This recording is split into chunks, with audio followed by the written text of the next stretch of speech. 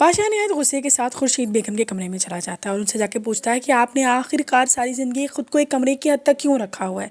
वो बहुत ज़्यादा गुस्से में सवाल करता है कि आखिरकार खुर्शीद को सब कुछ बताना पड़ ही जाता है। आशिक अली से शादी का किस्सा और जहां दाद का बेहद गुस्सा।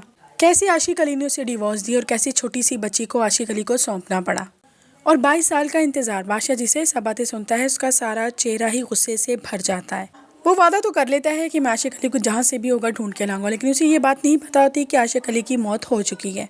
गुलाम अपना वादा पूरा कर देता है आशिक अली को दफना के। दूसरी तरफ सुंदरी भी अपने साथ रख लेता है, अपने साथ क्वार्टर में। लाजो सुंदरी का बेहद ख्याल रखती है, लेकिन सुंदरी अभी तक बिल्कुल खामोश है। मगर वो किसी पे भी भरोसा करती है तो सिर्फ गुलाम है। वो गुलाम पे बेहद भरोसा करती है। बादशाह को किसी काम के सिलसिले में गुलाम के घर जाना पड़ जाता है। वो जिस तरह दरवाज़ा नॉक करता है, सामने सुंदरी खड़ी होती है। बादशाह वहीं पे फ्रीज हो जाता है। उसे देख कर उसकी बिछड़ी हुई मोहब्बत उसे फिर एक बार नजर आ जाती है। वो गुलाम से पूछता है कि ये लड़की कौन है। गुलाम उसे सारी हकीकत बता देता है कि किस तरह आशिक अली की डेथ हुई, किसी तरह उसने उसको बात का मान रखा। वो उसे एक एक चीज़ सुंदरी के बारे में क्लियरली बता देता है। बादशाह उसी वक्त उसे फैसला सुनाता है कि मैं सुंदरी के साथ शादी करना चाहता हूँ। गुलाम उसकी बात सुन के खामोश हो जाता है, लेकिन कोई रिस्पॉन्स नहीं देता। लेकिन उसको ये बात बादशाह की बेहद नागवार गुजरती है। लेकिन जिस तरह ये बात सुंदरी को पता चलती है, वो साफ इनकार कर देती है। वो कहती है कि मैं कभी भी बादशाह से शादी नहीं कर सकती।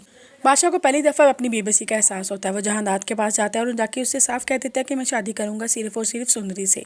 जहांदाद जवाब में कह देते हैं कि नहीं, कभी नहीं, क्योंकि ये उसी आशिक अली की बेटी है जो मेरे खिलाफ बिल्कुल सीधा खड़ा हुआ था, इसलिए मैं तुम्हारी शीत के साथ शादी नहीं कर सकता। बादशाह को गुस्सा आ जाता है। वो साफ कहता है मैं शादी करूंगा तो सुंदरी से। जहांदाद फिलवक्त तो खामोश हो जाता है। वो गुलाम को फ़ोन करता है, उसे बुलाता है, कहता है जिस तरह भी है तुम सुंदरी के साथ शादी कर लो। वो गुलाम के दिल में बहुत ज़्यादा नफरत बादशाह के लिए पैदा कर देता है। गुलाम देखा जाए तो खुद भी सुंदरी को बेहद चाहता है। वो जहांदाद की बात मान लेता है और कहता है कि मैं ठीक है सुंदरी को यहाँ से ले जाऊँगा बहुत दूर।